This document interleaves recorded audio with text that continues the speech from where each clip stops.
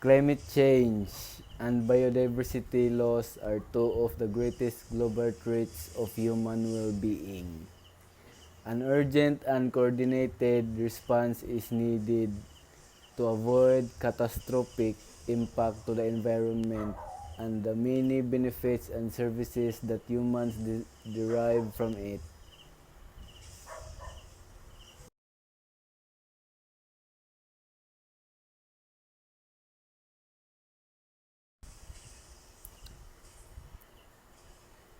Biodiversity is a term used to describe the enormous variety of life on Earth.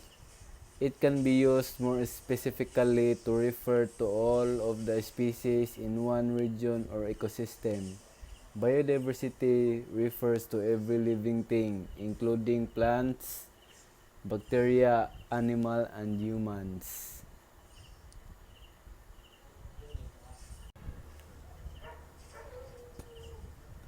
Ecosystems are areas where communities of living organisms interact with each other and their non-living environment.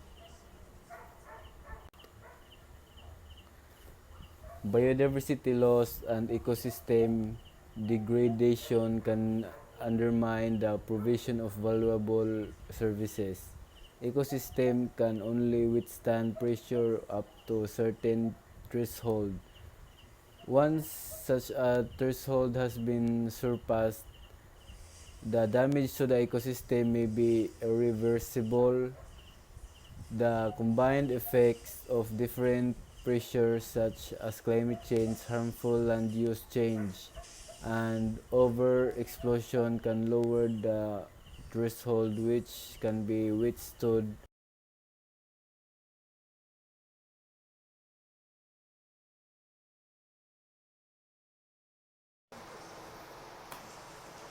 An effective climate change response requires consideration of the role of the potential impacts on biodiversity and ecosystem services. Policy reviews and gap analysis can help ensure consistent and coherent policy development that takes account of the importance of biodiversity and ecosystem services to people. Conservation, restoration, and sustainable management of ecosystem can help reduce vulnerability to climatic hazard as a hurricane, rising sea levels, floods, and droughts. Poorly conceived climate change interventions may harm biodiversity and even reduce resilience to climate change.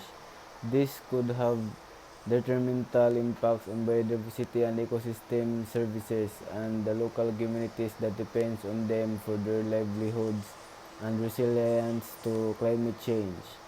Climate change adaptation actions that do not consider the role of and potential impacts on biodiversity can have adverse effects increasing rather than reducing climate change vulnerability.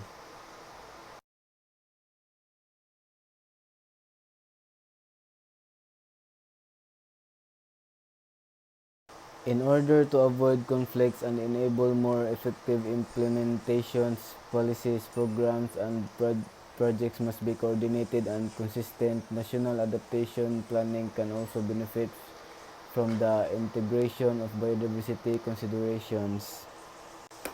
Criteria, safeguards, principles, standards, and guidance play an important role in helping climate change mitigation and adaptation policies. Programs and projects avoid or minimize risk to biodiversity and maximize potential benefits whilst being mindful of any trade-offs with the ultimate mitigation or adaptation goal.